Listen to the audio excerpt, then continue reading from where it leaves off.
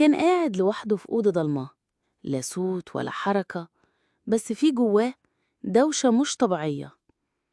بقاله شهور مش لاقي شغل، باع كل حاجة وكرامته اتكسرت أكتر من مرة، وبدأت تسيطر عليه فكرة مرعبة: يمكن أنا فعلا مش نافع.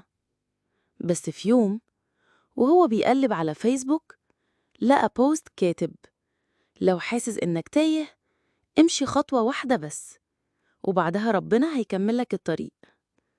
قام وفتح اللابتوب القديم اللي كان راكنه، وبدأ يدور على أي حاجة يتعلمها. لقاه كورس مجاني عن التصميم، قرر ياخده وقال مش خسران حاجة. وعدت أيام واتعلم، وبعدها نزل بوست بسيط بشغله وجاله أول عميل، ومن يومها اتغيرت حياته. بقى بيشتغل فريلانسر وبيساعد شباب زيه يبدأوا.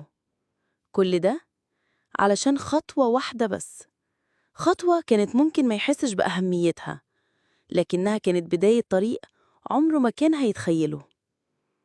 استنوا، ما تنسوش تعملوا لايك وشير وسبسكرايب عشان يجيلكم كل جديد.